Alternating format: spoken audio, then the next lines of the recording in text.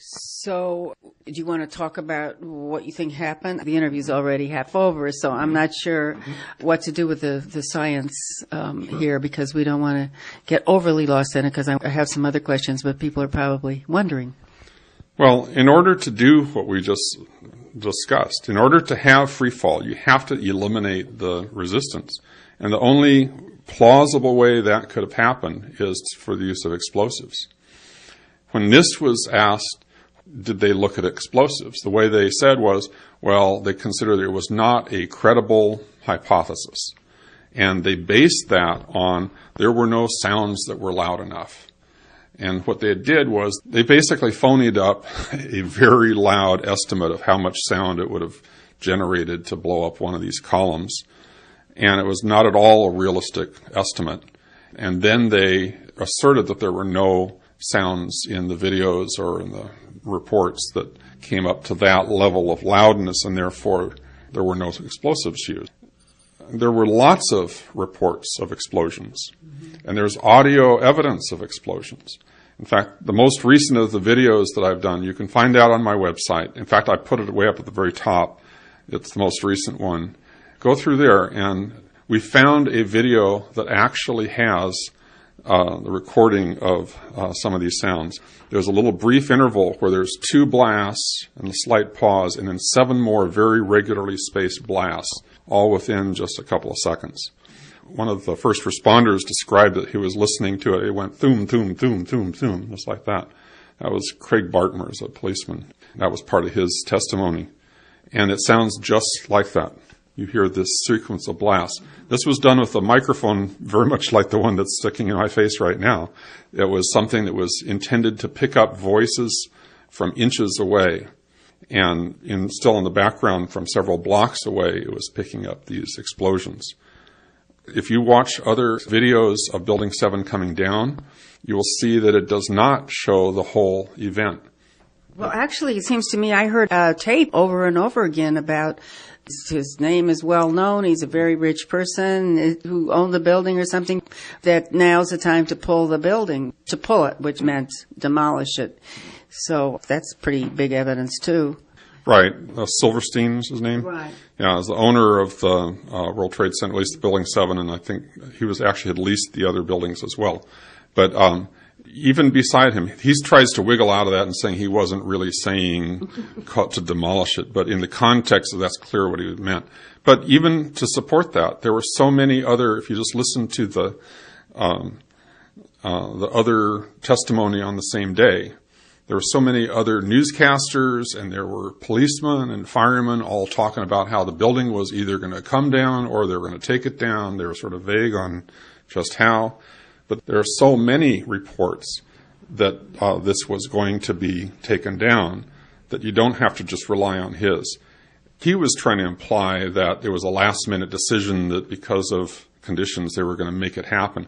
That's baloney, too. All of this is just trying to produce cover for what was really going on, which was the buildings had to have been prepared for demolition months in advance. All of this was a very well-orchestrated, very long process to get the buildings ready to demolish.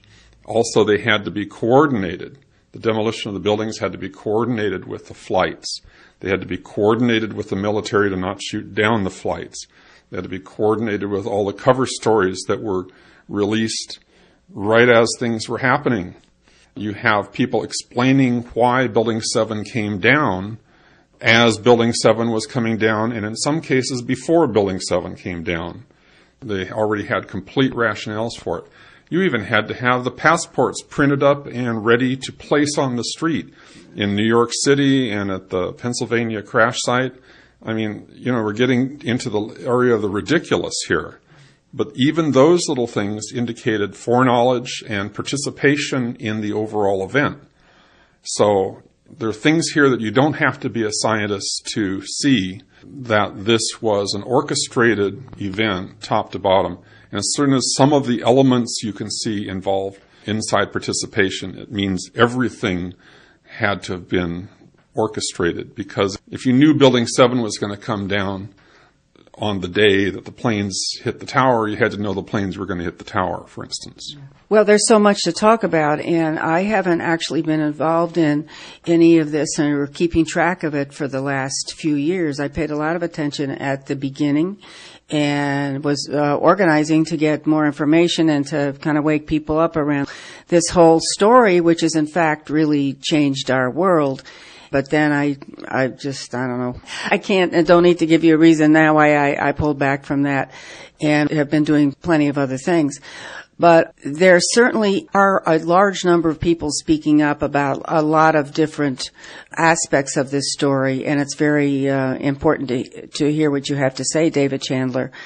In fact, I would like you in a few remaining minutes, or both of us, to talk about the growing movement and what's happening with this. If people are questioning the truth of the story of the World Trade Centers in 2001, which has, of course, been the justification for all kinds of serious wars and killing of so many people and just really, really serious stuff. So it is very important that people think about these things and not just buy the official story the way it's presented to justify very, very many things that are questionable.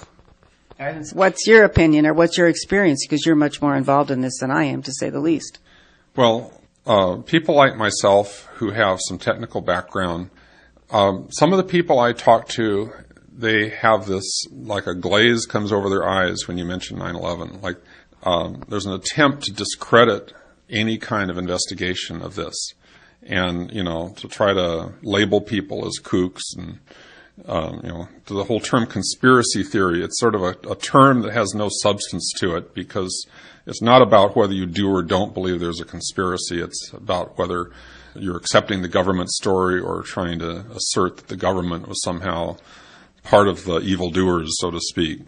And one of the things that people say very often is, it couldn't have been, those who say, the official story must be true because it would take too many people to have participated and know about it, and that couldn't keep that secret. And of course, a lot of people, I have the impression, have been speaking out, in fact. Right. If you take security agencies, I'm not going to say the government, which is sort of a global thing, but there are agencies within the government that specialize in secrecy, they specialize in covert operations, and the whole nature of this is there's people who are out there doing things that under most circumstances would be seen as totally unconscionable, and yet they do it as part of their sense of, they're doing their bit for their country in some distorted kind of a way.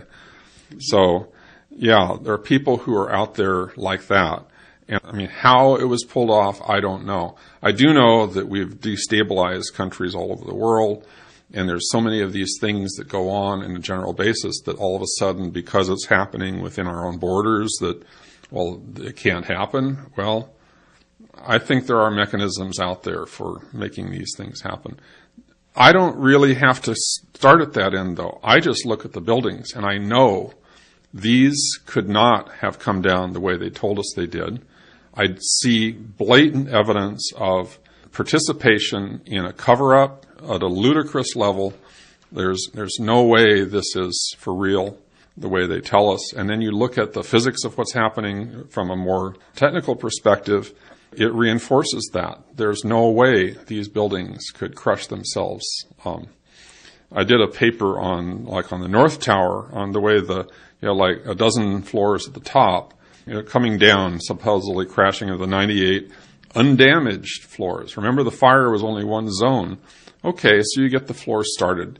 Okay, let's just cut all those columns and let the whole thing drop. What's going to happen? Well, worst case scenario is the top section is going to crash onto the bottom section, and they're going to destroy each other. Well, by the time you've gotten 12 floors into the bottom section, the entire top section is going to be destroyed. So then what? How do you get 98 floors to be crushed by this small piece at the top? So even the most simple analysis like that leads you to say it couldn't have happened the way they showed. If you get into more detail, you know that it was even further from the truth. The top section of the building came down in such a way that it just accelerated right on through, meaning it was simply falling into pre-pulverized rubble. It was not crushing the bottom section of the building. And if you read the paper I did on the subject, that spells out the reasoning of that one. So there's so many ways that these buildings are clearly examples of something that was a set-up job. It was not something that happened in any kind of a natural, normal kind of a thing. That's the direction I come at it. All the rest just sort of follows on. Yeah. And there's a lot of other people talking about it, too. Would you like to talk? Well, we only have about a minute, but just make reference to what you think is happening with this movement, if it is a movement of people speaking up, people from different fields and different angles. Okay. I've been involved with architects and engineers for 9/11 Truth. There's about 1,000 architects and engineers who have looked at this and signed the petition.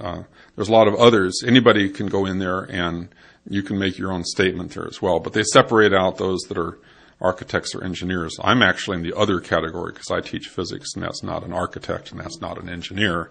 And they're sort of picky about that. But that's one group. But there's an organization, Scientists for 9/11 Truth. There's Scholars for 9/11 Truth and Justice. I'm involved with trying to get another one, a group started that's just sort of an organization of independent researchers. And that's the International Center for 9/11 Studies. And I've been involved with several people who are pretty much independent researchers that are working with that one. Mm-hmm. And do you think it's having an impact? I have a saying of Gandhi that I fall back on. That I sort of lose track of the big picture, and because I'm focused on the little pieces of it myself. And the reason I'm involved in this is I feel like I have a niche where I can actually bring to bear some of the things that I know about.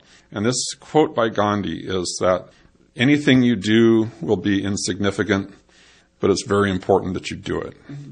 So I use that as the basis. So I don't really have the answer. Where is this going to go? Well, hey, the Kennedy assassination thing, they blew that off for years and years, and it's never been resolved. You have many other things like this that have happened. And that could happen here as well. But that doesn't deter me because I think it's so important. The wars of 9/11 have not stopped the justification for torture, the justification for taking away our rights, the justification for probing into our communications. There's so many things that have turned this place. When I talk to people, they say, aren't you afraid, as though I'm in Nazi Germany or something, aren't you afraid to speak out? Well, why should I be afraid in a free country to speak out? And yet people sort of take it for granted that I really should be afraid to speak out. And maybe the reason I'm not afraid is just I'm too naive or something like that. But on the other hand, no, I think we need to, if we're going to have rights, we need to act on our rights and stand up and do what we know that we should be allowed to do, whether somebody's giving us permission or not. Well, thank you very much, David Chandler, for doing what you're doing and speaking up and doing all this work that I'm sure nobody's paying you to do, at the very least. That's because you care. So, and thanks for this interview. Thank you for giving me this opportunity to speak. Yes. My name's Sue Cipriano. Thanks for listening.